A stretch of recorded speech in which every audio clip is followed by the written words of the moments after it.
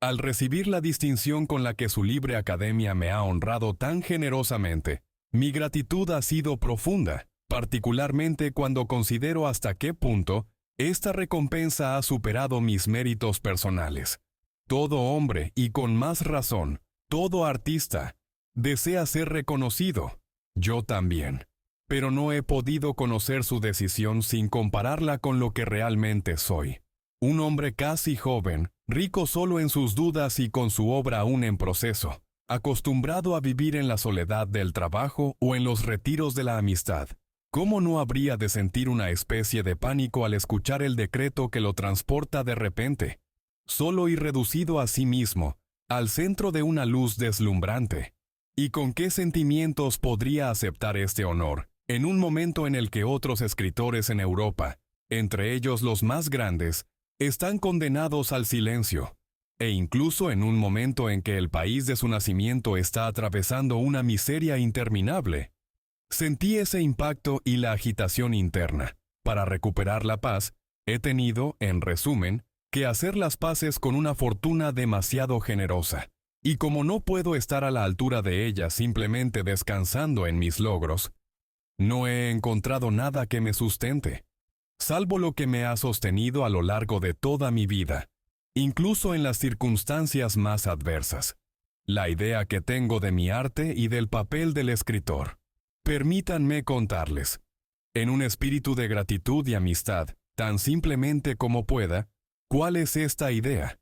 En lo personal, no puedo vivir sin mi arte, pero nunca lo he puesto por encima de todo.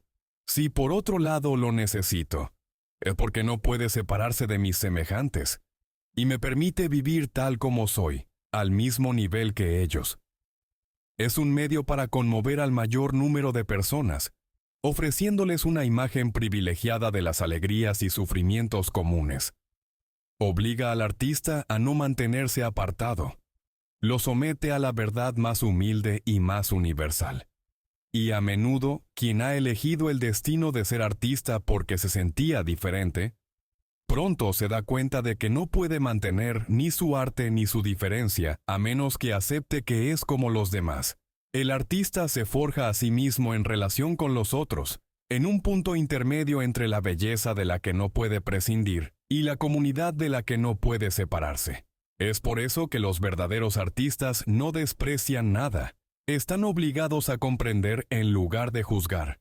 Y si deben tomar partido en este mundo, tal vez solo puedan hacerlo por esa sociedad en la que, según las grandes palabras de Nietzsche, no será el juez, sino el creador quien gobierne, sea este un trabajador o un intelectual. Del mismo modo, el papel del escritor no está libre de deberes difíciles. Por definición, hoy no puede ponerse al servicio de quienes hacen la historia. Está al servicio de quienes la sufren. De lo contrario, estará solo y privado de su arte. Ningún ejército de la tiranía, con sus millones de hombres, lo liberará de su aislamiento, incluso y sobre todo si se alinea con ellos. Pero el silencio de un prisionero desconocido, abandonado a las humillaciones en el otro extremo del mundo, es suficiente para sacar al escritor de su exilio. Al menos siempre que, en medio de los privilegios de la libertad, logre no olvidar ese silencio y transmitirlo para hacerlo resonar a través de su arte. Ninguno de nosotros es lo suficientemente grande para una tarea así. Pero, en todas las circunstancias de la vida, en la oscuridad o en la fama pasajera, encadenado por la tiranía o por un tiempo libre para expresarse, el escritor puede ganarse el corazón de una comunidad viva que lo justificará con una sola condición: que acepte, hasta el límite de sus capacidades, las dos tareas que constituyen la grandeza de su oficio: el servicio a la verdad y el servicio a la libertad. Debido a que su tarea es unir al mayor número posible de personas, su arte no debe comprometerse con la mentira y la servidumbre, que, donde quiera que dominen, engendran soledad, cualesquiera que sean nuestras debilidades personales. La nobleza de nuestro oficio siempre estará arraigada en dos compromisos difíciles de mantener: el rechazo a mentir sobre lo que uno sabe y la resistencia a la opresión. Durante más de 20 años de una historia insensata, irremediablemente perdido como todos los hombres de mi generación en las convulsiones del tiempo, me ha sostenido una sola cosa: el sentimiento oculto de que escribir hoy era un honor, porque esta actividad era un compromiso, y un compromiso no solo con la escritura. Específicamente, de acuerdo con mis capacidades y mi estado de ser, era un compromiso de cargar, junto con todos aquellos que vivieron la misma historia, la miseria y la esperanza que compartimos. Estos hombres nacidos al principio de la Primera Guerra Mundial, que tenían 20 años cuando Hitler llegó al poder y comenzaron los primeros juicios revolucionarios, que luego se enfrentaron, como culminación de su educación, con la Guerra Civil Española, la Segunda Guerra Mundial, el mundo de los campos de concentración, una Europa de tortura y prisiones, deben hoy criar a sus hijos y crear sus obras en un mundo amenazado por la destrucción nuclear. Nadie, creo, puede pedirles que sean optimistas. E incluso pienso que deberíamos comprender, sin dejar de combatirlo, el error de aquellos que, en un exceso de desesperación, han afirmado su derecho al deshonor y se han precipitado en el nihilismo de la era. Pero el hecho sigue siendo que la mayoría de nosotros, en mi país y en Europa, hemos rechazado este nihilismo y nos hemos embarcado en una búsqueda de legitimidad. Han tenido que forjar para sí mismos un arte de vivir en tiempos de catástrofe para poder nacer por segunda vez y luchar abiertamente contra el instinto de muerte que opera en nuestra historia. Cada generación, sin duda, se siente llamada a reformar el mundo. La mía sabe que no lo reformará, pero su tarea quizás sea aún mayor. Consiste en evitar que el mundo se destruya a sí mismo, heredera de una historia corrupta, en la que se entrelazan revoluciones caídas, tecnología desquiciada, dioses muertos e ideologías agotadas, donde poderes mediocres pueden destruirlo todo, pero ya no saben cómo convencer, donde la inteligencia se ha degradado para convertirse en sierva del odio y la opresión. Esta generación, partiendo de sus propias negaciones, ha tenido que restablecer, tanto en su interior como en el exterior, un poco de lo que constituye la dignidad de la vida y la muerte. En un mundo amenazado por la desintegración, donde nuestros grandes inquisidores corren el riesgo de establecer para siempre el reino de la muerte, sabe que debe, en una carrera insensata contra el tiempo, restaurar entre las naciones una paz que no sea servidumbre, reconciliar de nuevo el trabajo y la cultura, y rehacer con todos los hombres el arca de la alianza. No es seguro que esta generación logre cumplir alguna vez esta inmensa tarea, pero ya se está levantando en todo el mundo para enfrentar el doble desafío de la verdad y la libertad, y, si es necesario, sabe morir por ello sin odio. Donde quiera que se encuentre, merece ser saludada y alentada, particularmente allí donde se está sacrificando. En cualquier caso, con la certeza de su aprobación plena, es a esta generación a la que me gustaría transmitir el honor que ustedes acaban de concederme. Al mismo tiempo, después de haber esbozado la nobleza del oficio del escritor, debería haberlo puesto en su justo lugar. No tiene más pretensiones que las que comparte con sus compañeros de armas. Vulnerable pero obstinado. Injusto pero apasionado por la justicia. Haciendo su trabajo sin vergüenza ni orgullo ante los ojos de todos. Sin dejar de estar dividido entre el dolor y la belleza. Y dedicado finalmente a extraer de su doble existencia las creaciones que obstinadamente intenta erigir en el movimiento destructivo de la historia. ¿Quién, después de todo esto, puede esperar de él soluciones completas y altos principios morales? La verdad es misteriosa, esquiva, siempre por conquistar. La libertad es peligrosa, tan difícil de vivir como estimulante. Debemos marchar hacia estos dos objetivos, dolorosamente pero con determinación, sabiendo de antemano nuestros fracasos en un camino tan largo. ¿Qué escritor de ahora en adelante, con buena conciencia, se atrevería a erigirse en predicador de la virtud? En cuanto a mí, debo decir una vez más que no soy de esa clase. Nunca he podido renunciar a la luz, al placer de existir y a la libertad en la que crecí.